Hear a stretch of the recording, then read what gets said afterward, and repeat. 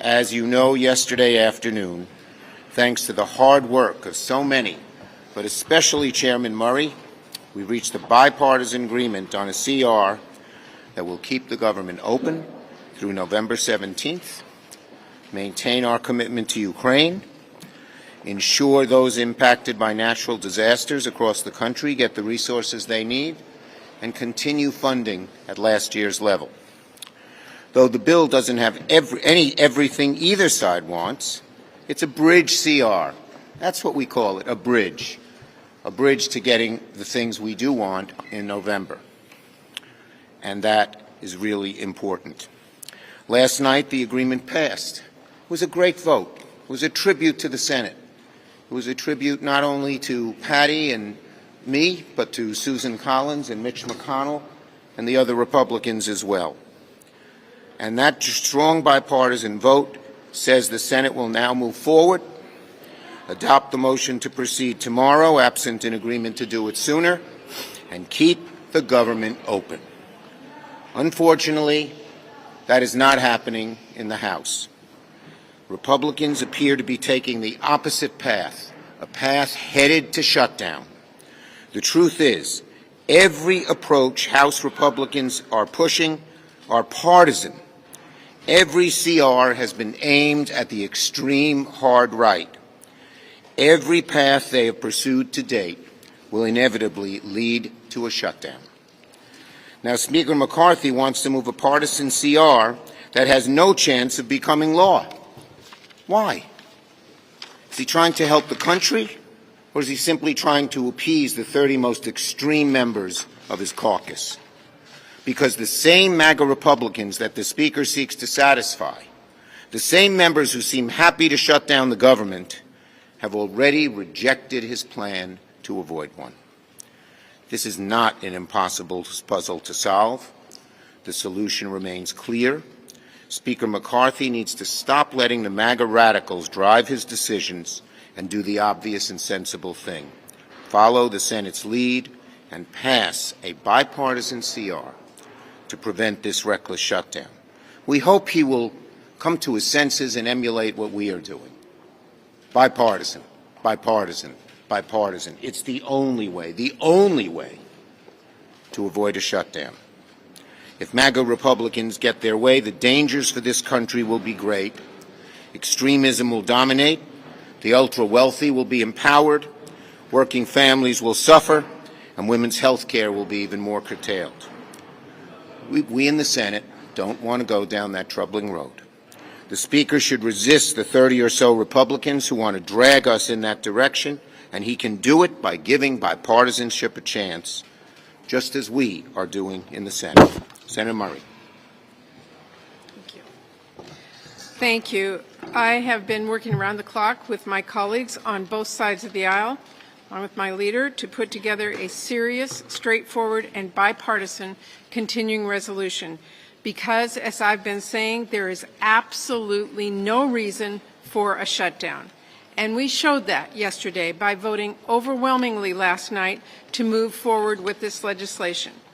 Let us be clear, this is a bipartisan bill that we wrote to make sure it could pass the Senate, pass the House, as long as it was brought up for a vote. And we wrote it so we could begin to address the urgent issues facing our country and avoid a reckless government shutdown while we work to pass our 12 bipartisan appropriations bills here in the Senate. This package addresses major bipartisan priorities so Congress can continue support for disaster relief efforts and for our allies in Ukraine. It will prevent a pay cut for our heroic wildland firefighters. It will avoid chaos and furloughs for air traffic controllers and community health centers and more. This is a meticulously negotiated bipartisan bill that can be signed into law as soon as it's passed. And if any senator or extremists in the House wants to force a shutdown, make no mistake, working Americans will pay the price. And by the way, a shutdown will be far more costly than simply keeping the government open. Not only would a shutdown be devastating for our economy and jeopardize our credit, It will also cut off paychecks for our military, for our border officials who are stopping fentanyl, our firefighters, and so many other public servants who are counting on that paycheck that they earned to make ends meet, not to mention the millions of contractors who work with government agencies as well. A needless shutdown would cut off parents and kids from childcare they rely on through Head Start, patients from NIH trials and community health centers, small businesses, farmers from loans they need to get by, and that's just the tip of an iceberg. So let's be clear, the most expensive outcome here is a government shutdown. Now, I get there are still a few senators who don't care for what's in this bill. You can never make anyone happy, but there is no reason for any senator to weaponize Senate procedures and force a totally unnecessary shutdown. And there is no reason for the House to not take up this bill either. If you don't like the bill, vote no. Every single one of us has been in that position before. But do not force the entire country into a shutdown that will cost billions of dollars, undermine our economy, undermine our national security, and hurt families just because you disagree with the vast majority of your colleagues. That is not a serious way to govern. It is not responsible. You know who's rooting for a United States government shutdown right now? Putin and the Chinese Communist Party. It is time for every member of Congress to step up and show some leadership. There is no reason we should not be able to pass this bill and avert a government shutdown. None. So let's get it done. Thank you very much. No. Okay, I just want to say a word about the Menendez indictment before I take questions. Like you, I was just deeply disappointed, disturbed when I read the indictment. Look, I've known Senator Menendez a very long time, and it was truly, truly upsetting. But we all know that for senators, there's a much, much higher standard. And clearly, when you read the indictment, Senator Menendez fell way, way below that standard. Tomorrow, he will address the Democratic caucus, and we'll see what happens after that.